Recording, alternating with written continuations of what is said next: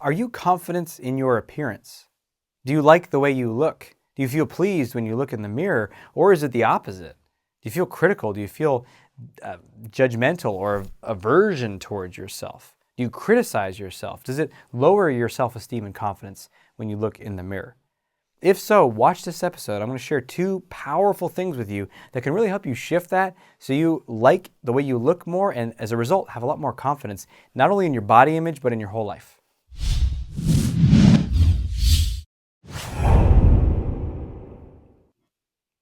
Welcome to another episode of The Art of Extraordinary Confidence. I'm your host, Dr. Aziz, and this is the show for you if you want to maximize your confidence in every area of life that matters, including your body image and how you feel about yourself. This is so important, and you'd be surprised how much it can affect every different area of your life. So if you're benefiting from these videos, hit the subscribe button below and the notification bell so you get notified when the videos come out.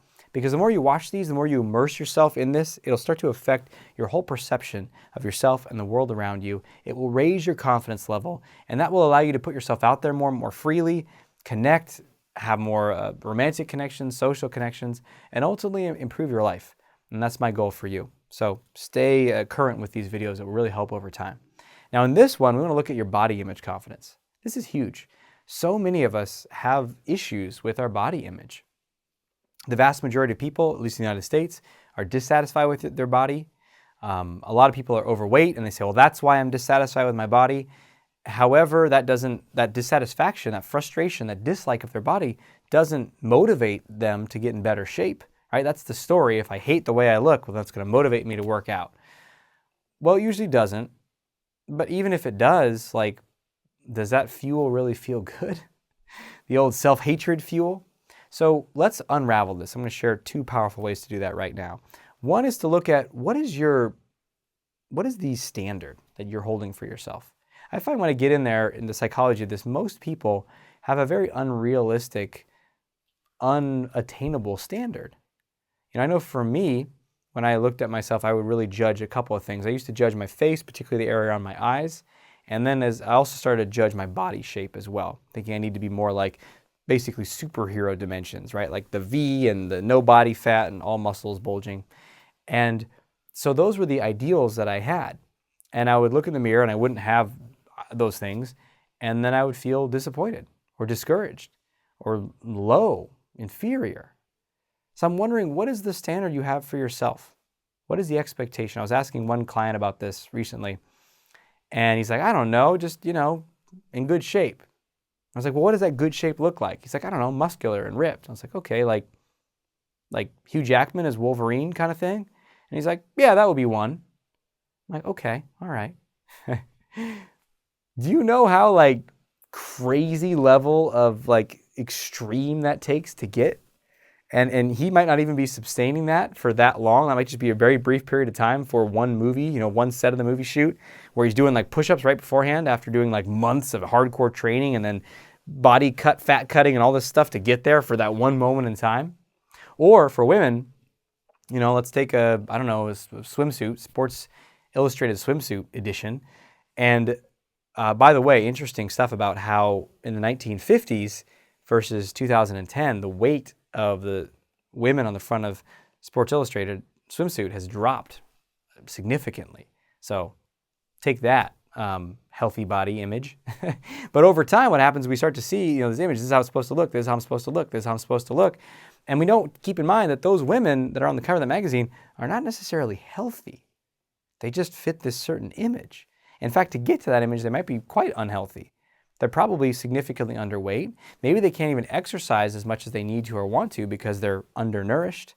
And then on top of that, you take someone who probably lives like that most of the time, and then there's the photo shoot, right? And leading up to the photo shoot for a month or 2 or more, they're going to be doing some more extreme version of dieting and restriction to get down even slimmer, to get even thinner.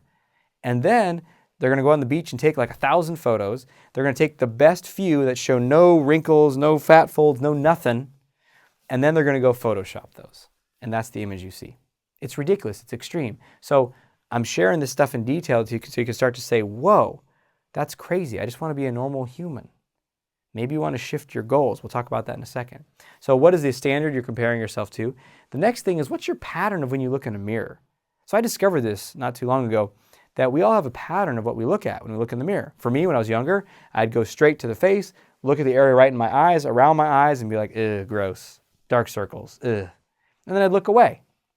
That little shitty pattern I ran like, 80,000 times. Mirror, look away. Look away. Not just mirrors, car windows, storefront windows, just any place there's a reflection of me, a spoon, whatever, right? It's insanity. It's just a pattern. It's unconscious.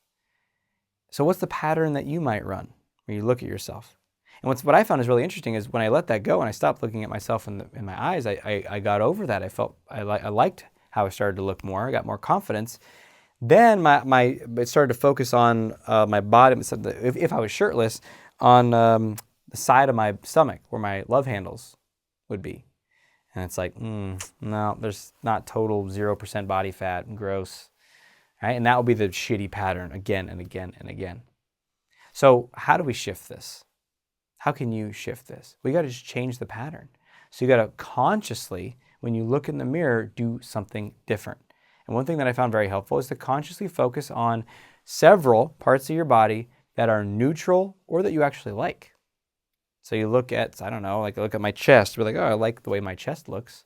My pec muscles. Yeah. I like my shoulder. I'm neutral on, say, my neck or something like that. I like my cheekbones or whatever you like about yourself or are neutral about. Maybe you haven't gone so far as to like parts of yourself. And that's a whole nother video I could go into, a whole nother topic of like, why not like the way you look? Why do you have to hold this grudge? Is it really motivating you? It's not. It's not going to make you better. That self-hatred, you can never beat yourself consistently into doing something. And just look at that motivation that might come. Let's say you do want to lose weight. Let's say you do feel unhealthy and you want to get healthier. This is what I was talking about, changing your goals. Maybe a goal for you is health. That's a goal for me. I want to be strong and vital and energetic. Well, great. But what's going to motivate you to go do activities? Looking in the mirror and being like, oh, you just make me sick. You better go work out today so you don't suck as much. Okay, let's give that a grade in terms of motivation over time. And the other one is like, wow, I like the way that looks. That looks great. Oh, I've really been working on that area. That gets stronger. Oh, I can see I'm looking fitter from working out. I'm awesome. I'm all on track. This is great. This is really working out. Which one has more motivation or more positive motivation to sustain workouts and lifestyle over time? So not only do you feel better, it works. So get on your own side. Let this self-criticism go. Let go of the crazy images that you've seen, the expectations you have for yourself. Let yourself be human and enjoy. And click the subscribe button and the notifications if you want to watch more of these in the future. And leave your comments below. I'd love to hear what's landing for you from this video, what your biggest takeaway is, and how it's affecting you in your life. And until we speak again, may you have the courage to be who you are and to know on a deep level that you're awesome. I'll talk to you soon.